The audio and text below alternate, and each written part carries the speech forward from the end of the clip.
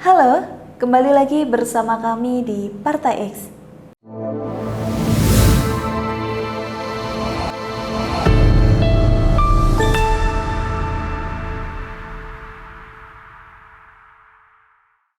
Wacana pengguliran hak angket ke DPR hingga kini masih belum jelas terlihat langkahnya.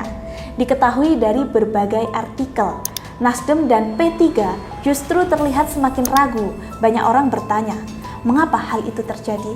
Benarkah maju mundurnya hak angket ini karena adanya kepentingan golongan di dalam kabinet pemerintahan saat ini?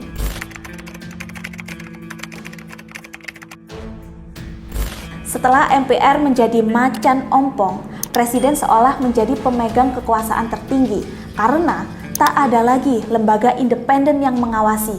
Padahal dalam demokrasi, rakyat harusnya menjadi pemegang kedaulatan tertinggi.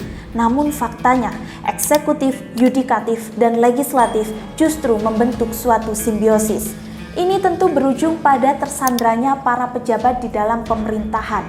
Bagaimana tidak? Sekarang ini, partai tetap membutuhkan kursi parlemen demi melanggengkan kuasa, sehingga pada akhirnya mereka dapat saling melindungi satu sama lain selama ada simbiosis mutualisme yang terbentuk. Bila kecenderungan ini terus dinormalisasikan, oligarki dan dinasti kekuasaan juga akan semakin menguat. Menjadi sandera kepentingan perebutan kekuasaan bukanlah sesuatu yang baru, bukan hanya pada pemilu 2024. Di pemilu sebelumnya pun, para elit selalu disibukkan dengan reposisi mencari aliansi baru dalam rangka menyusun kepentingan kekuasaan.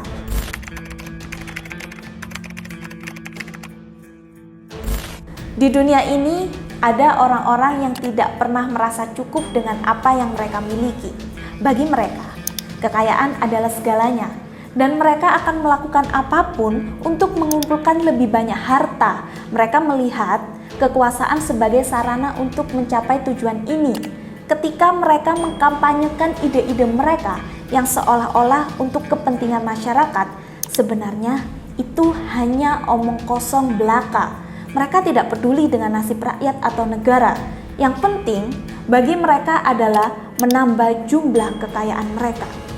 Tidak hanya rakus dan serakah, tetapi ada juga orang-orang yang tergila-gila dengan prestis dan kehormatan. Mereka merasa bahwa berkuasa adalah cara terbaik untuk mendapatkan penghormatan dari orang lain. Meskipun tidak semua dari mereka tertarik dengan harta, mereka rela melakukan apa saja agar dihormati dan diakui oleh masyarakat, sehingga mereka terus berjuang untuk mendapatkan kekuasaan dan pengaruh yang lebih besar. Banyak orang sebenarnya bukan menghormati penguasa dalam arti sesungguhnya, melainkan karena rasa takut dan kepentingan pribadi. Sebagian pejabat pemerintahan masih takut jika mereka melawan dapat berdampak pada karirnya, sehingga lagi-lagi mereka memilih diam.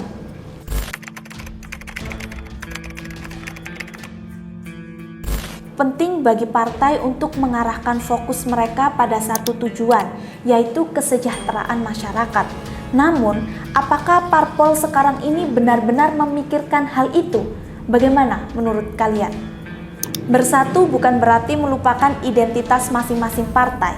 Sebaliknya, itu berarti menemukan kesamaan dalam visi dan nilai-nilai yang mereka anut, serta menggunakannya sebagai fondasi untuk membangun masa depan yang lebih baik bagi semua rakyat. Dengan mewujudkan visi bersama, partai-partai dapat menjadi agen perubahan yang kuat dalam memperjuangkan keadilan sosial, ekonomi, dan politik. Salah satunya melalui penentuan karakter seorang pemimpin sesuai dengan nilai pada sila keempat Pancasila. Oke, itu tadi video dari kami. Jangan lupa like, comment, and subscribe, dan see you!